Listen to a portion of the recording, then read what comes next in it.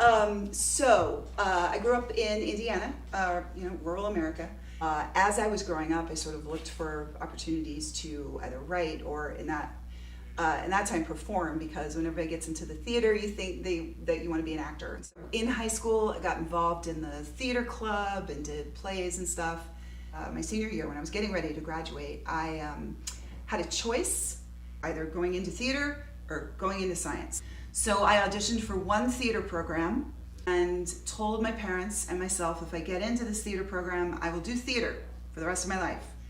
And if I don't, then I will do science. And lo and behold, I get into the theater program, and that kind of sets my path. I realized pretty quickly that I didn't like the work of acting. And so Dudley Thomas turned out to be both my mentor and Timothy's mentor. We owe a great deal to him. But he told me that I should be a playwright.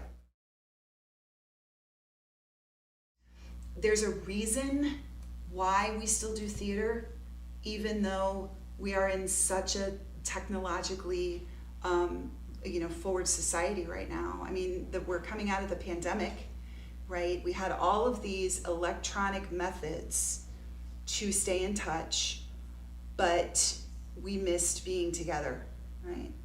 And that's another piece of evidence as to what happens when you do something live, right? That there's empathy and real feeling in the room when you are witnessing other living beings inhabiting, embodying a story. Arts in general, theater specifically, will help us get past where we are right now. Everything is so polarized, nobody knows how to talk to each other. And it's really sad to me when it's so hard for us to have conversations, real conversations and substantive conversation with people we don't agree with.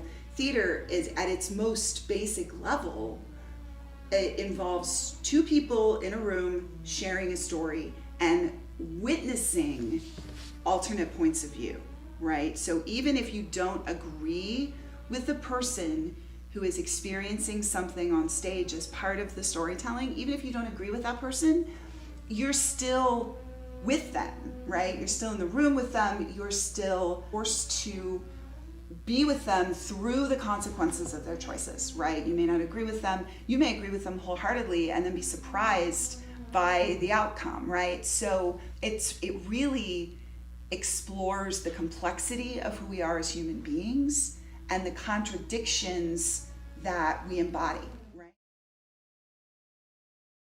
It hit so many of my buttons.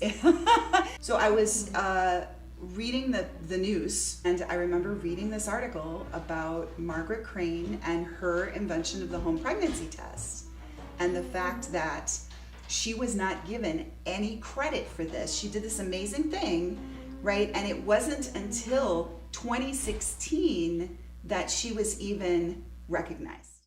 Predictor was important to me because Meg's idea and her invention changed the way we live in the world. It changes the way women think about what's going on inside of their bodies, right? This play and this topic has been important since I started working on it, which was in 2016. And then last year, the Dobbs decision was handed down. And that threw accelerant onto a fire that was already pretty hot. And now the play is, I'll say, achingly relevant. I think that, 20, 30, 50 years from now, society will look back on this time and say, oh my God, that was ridiculous, right? So that's my hope. I mean, I hope my story and Meg's story and the play reveals the fact that these are hugely complex issues and there is no simple solution.